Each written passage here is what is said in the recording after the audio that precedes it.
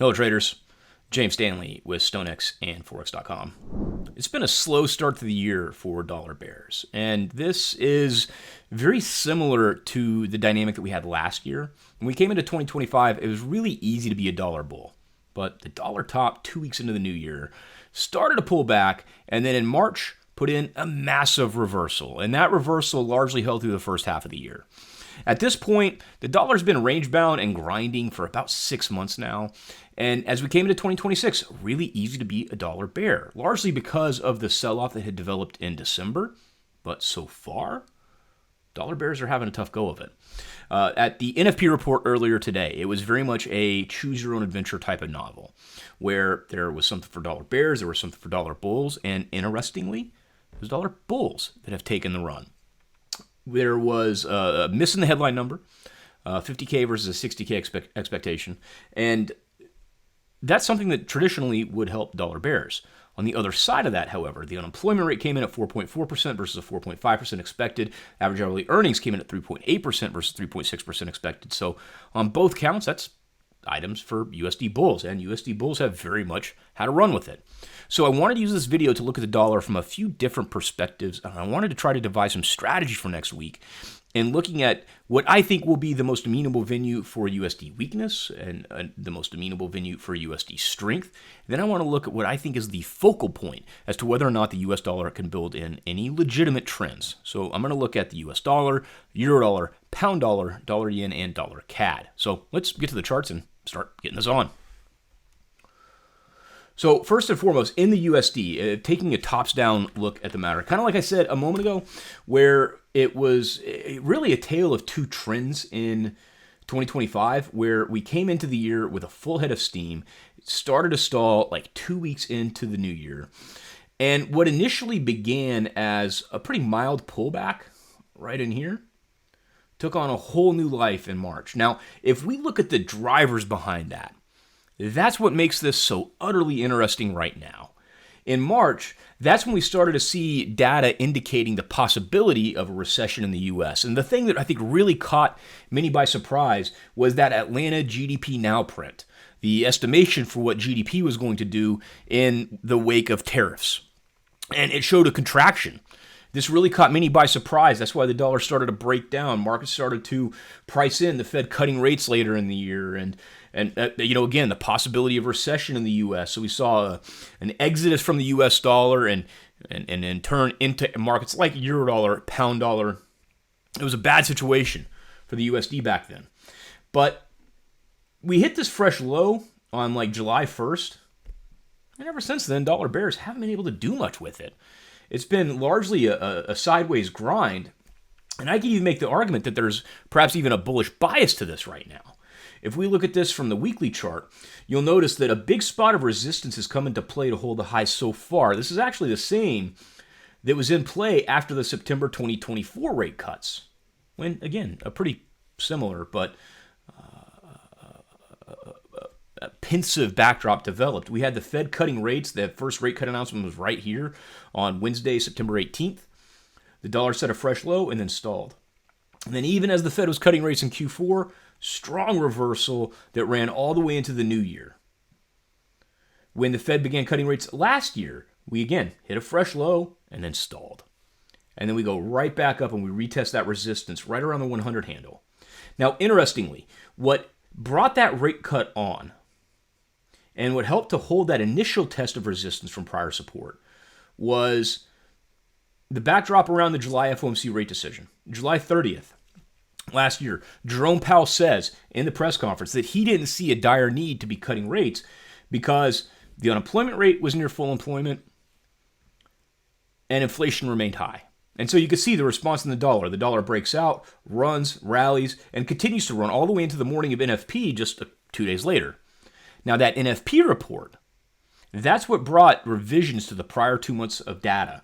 And that's what brought in a lot of fear that the labor market is cratering, the Fed's going to have to get in front of it with rate cuts. That's what brought that mass exodus out of the dollar again, all the way until we eventually got the rate cut, we eventually got the fresh low, but then it stalled.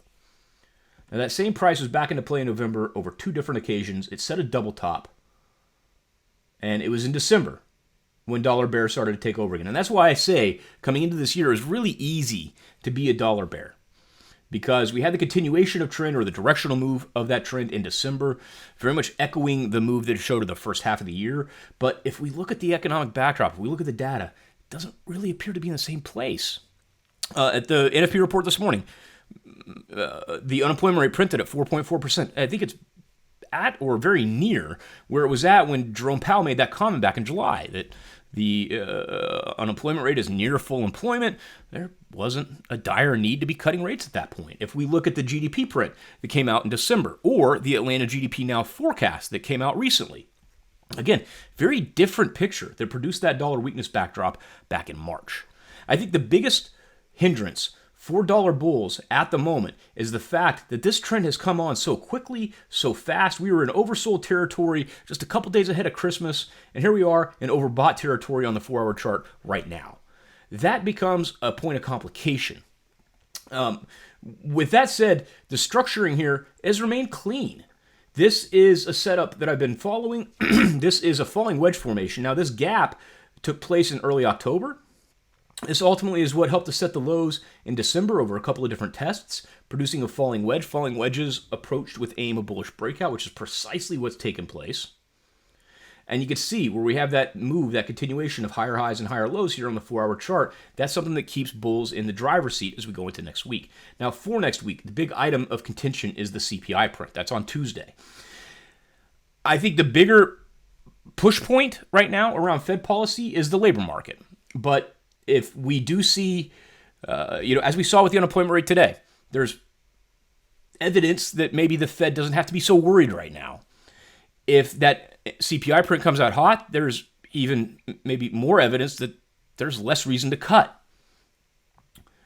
And I think that's going to be the big push point, the big focal point. I think more attractively is the reaction and below expected CPI scenarios for next week. Like if we see CPI come out below expected and we get a pullback in this overbought run on the dollar, do buyers come in to show support at one of these major levels? We saw this similarly today around NFP at the 98.98 level. 98.98 Fibonacci level, been tracking it for a while. You can see where it came in beautifully as resistance here, just ahead of NFP.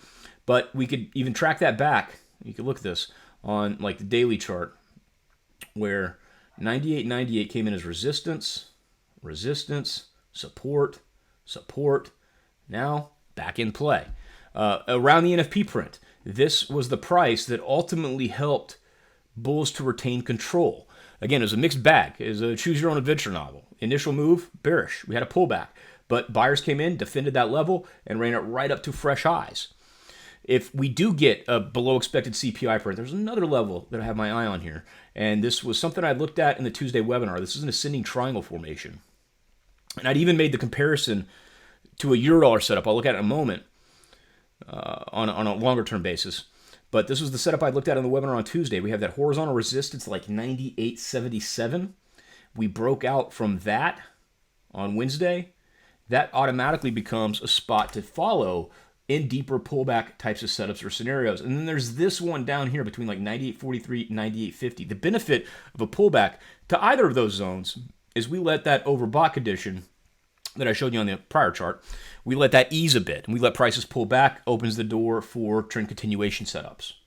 Now, as to whether or not that happens, I think a lot of that is going to derive from Eurodollar. The euro is 57.6% of the DXY quote, so it's rare that the dollar is going to be able to trend without at least some help or participation from the euro.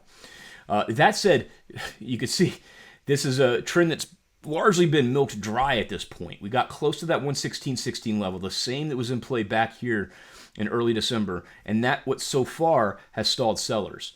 Now, if we look at this, we have kind of a similar oversold backdrop on that 4-hour chart. We're not quite there on the daily yet, but this is a tough move to chase. So again, I think the more attractive scenario here is if we get a below expected CPI print, there's ample reason for dollar bears to pull. Then we look to see if a pullback shows up in Eurodollar, and then see if sellers defend in this zone. That's 116.56 to 116.69, a big zone of prior lower highs from back in October and November. that has since it initially came back into support on Monday this week, led to a bounce, but that now is very viable resistance potential. If we get a break above that, 116.86, 117.17, and 117.48, all longer-term levels that have some degree of importance in this euro-dollar move that could keep the door open for bears to make an ultimate push towards 115, which, by the way, it's a level I've talked about a lot in these videos. 115 is a massive, massive spot in euro-dollar, and this is one of the reasons that I'm not necessarily all too deterred by the failure from sellers in Q4. 115 is a level that traditionally takes a lot of time for buyers or sellers to leave behind with trend. We had this 2.5-year range in 2015 to 2017. Notice 115 cleanly as resistance, 105 cleanly as support. Even when there's ample fundamental motivation like we had in 2018 into 2019, it took months for sellers to ultimately leave that level behind. And again, in 2021 to 2022, when we had the Fed gearing up to start hiking rates, proper fundamental motivation takes months to leave that behind. We look at this price right now. That test happened just after the July FOMC rate decision when Jerome Powell said, economy's not really in dire need of rate cuts, which, again, you look at the data, you can make that case right now. And then the next test of 115 similarly fails. And then the next test also failed. That's right when DXY is building that double top formation. But that zone's been softened up a bit now.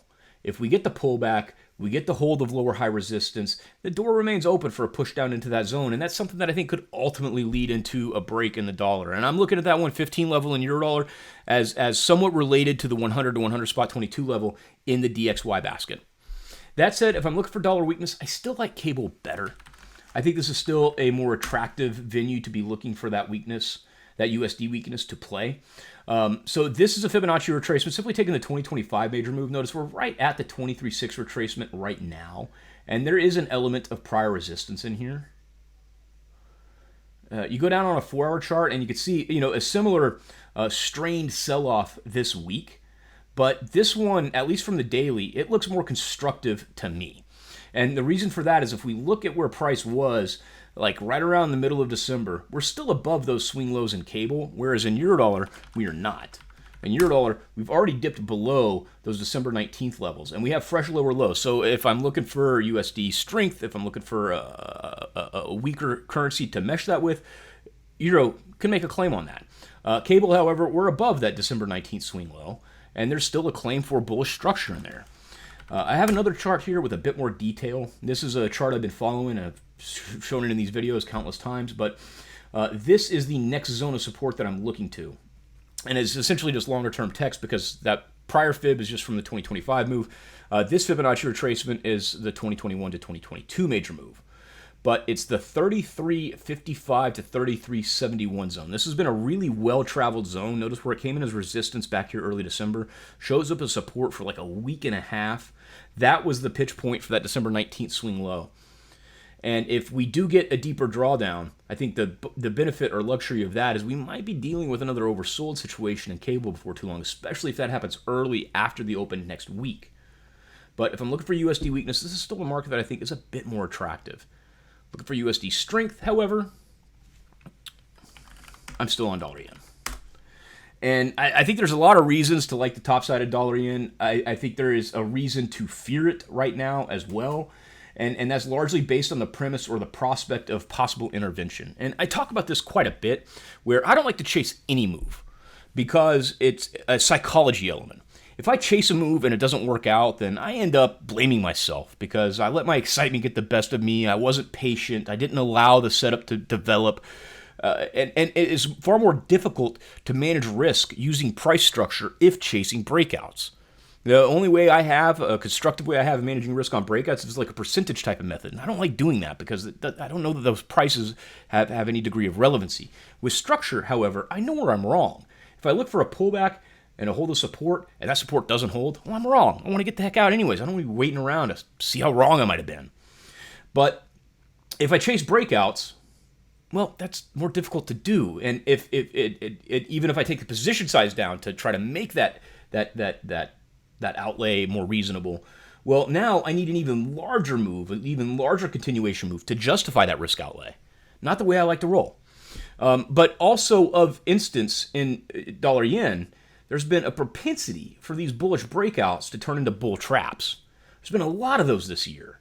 And so I really don't want to chase breakouts in the pair, and then combine that with the fact that we've already started to hear some grumblings from the finance ministry about intervention threats, and it's that 160 level that I think is at the focal point for that. We saw them intervene back in April of 2024, or order the BOJ to intervene. They intervened on the next break of 160. Both were calamitous scenarios if you were looking to get long on a breakout at 160. As we gotten closer and closer, notice where like bulls have just gotten shy all of a sudden. And case in point, we're battling just inside of 158 right now. What I do like, though, and I covered this in depth in the Tuesday webinar, are pullbacks and support. Now, this zone I had drawn up in the Tuesday webinar, and I used it to illustrate the importance or the value of higher lows. And from that is the premise of anticipation. If we have a strong bullish trend and buyers are waiting on the sidelines to bid the pullback, even more attractive than a clean test of that support is buyers showing so much anticipation that they're unwilling to wait, that their FOMO gets the best of them. And they say, you know what, maybe we don't get an exact print of the low, but I might miss out if I don't jump on it. And so they jump in early, thereby leaving a higher low. Maybe it's 5 pips, maybe it's 10 pips, maybe it's 20 pips. But I want to get that element of anticipation showing in price action, showing with a higher low, and that buyers were unwilling to wait for a reprint or a retest of that same swing price. A good case in point here is the 154.45 level. I used this one a couple of times back in December, and this one played really clean. So it's a very obvious level of resistance here in dollar yen. We had the breakout. We saw buyers shy away from a 155 test, kind of like what I think is happening with 160 right now, but I digress. Buyers shy away from a 155 test. That resistance comes in right at 154.45, right at that clean high. Notice multiple instances of that right there on this 4-hour chart, right in there. And then you even got a lower high. Bit of anticipation leads down to a lower low. But then buyers come in, we go right back, and eventually we get up to 155. Eventually, bulls are willing to test that level, and it takes a while, but eventually we break that too. Anyways, when we're coming back down, notice this first test below 154.45 leads to a rally. Then notice what happens right in here. It's almost like buyers are waiting on the sidelines. They're watching this thing. They want to get long. And this is the point where they become unwilling to wait. This is where their patience starts to get the best of them. And notice the build of these higher lows right in here. That's anticipation, highlighting itself on price action. Now, I get it. It looks granular. But here's the benefit behind that. The benefit behind that is that we're now so close to price that if this fails, I know where I'm wrong. And it's a relatively light or minor risk outlay relative to the move that can develop if support plays. That's the premise of higher lows. That's anticipation showing via price action. And I went over that in detail in Tuesday's webinar. At that point in time, we had price right here at 156.67. We had seen a defense, a bounce from 156.20. But I still didn't like the prospect of chasing that bounce that had already developed a bit. So I instead looked at this level at 156.30, which is precisely what came into play later on that night or the morning after. And that led to a strong breakout move. And now we're at fresh highs. Now we have the very unattractive prospect of trying to chase this higher. At this point, it's these levels that I'm looking to for higher low support potential. It's simply 764, 786 retracement of the 2024 pullback or sell-off move right in here. Both have shown some degree of illustration as resistance or support, but a deeper pullback scenario, I could still make the case that we have a higher low support defense of that structuring from last week. Then that keeps the door up for a retest of 158 and then maybe even a little bit more. I think the best way to play for a breakout is keeping a remaining small portion of the position open with stops to break even plus having already scaled out of the position. So if we do get that run up to 160, great. I could have something that plays. If we don't and it reverses, fine. I'll take a break-even stop or maybe even a slightly below break-even stop on the remainder of the position. But at the very least, I'm able to scale out on the way up, and then if we get that failed breakout, it's not going to hurt me all too bad. But that's the way I'd prefer to play a breakout, especially in a market like pound yen, or excuse me, like dollar yen, that has been very finicky with bullish breakout runs of late. Last but certainly not least, dollar CAD. I want to look at this one because there's some clean structuring in there, although there are very real concerns of being overbought. Like if we look at this on the 4-hour chart, it is in overbought territory right now. 4-hour chart right there. There we go. This has been a worst to first type of setup. We were in oversold territory just a couple weeks ago. Now we have 9 consecutive green days. I like this one for USD strength setups, but I think where this plays more prominently is in that scenario for weaker or below expected CPI next week that could bring about a bit of a pullback. I'm looking at the 138.36 or that 138 handle. 138 especially stands out to me because we had this as support, turned to resistance over a couple of different doses. This could qualify as a support test, although it wasn't perfectly clean. But if we get a pullback, that's the level I want to see bulls come in to defend above that prior swing low. And if it starts to stall, what I want to see is some underside wicks showing buyers coming in to support that price, to support that pullback. That then reopens the door for a push up to 139, maybe even 140. But I've got this one back on the radar for USD strength. I wanted to look at this last, most certainly not least. Like I said, next week CPI is huge. Retail sales is, I think, also going to be important. But if we get an above expected CPI print, fully expect President Trump to bring the hammer out of his back pocket with the Fed chair nomination. He's done this multiple times over the past 6 months, and I think this is one of the reasons that dollar bulls have really had an inability to run with trend. But he has that Fed chair nomination in his back pocket. He's going to use it if he needs to try to stem rallies in the dollar, which in turn I think brings with it the expectation of stronger stock prices and et cetera. But that's what I have for this week. If I haven't spoken to you yet in 2026, I hope you have a happy new year or have had a happy new year. Hope you have a great year ahead. As always, thank you for your time and happy trading, ladies and gentlemen.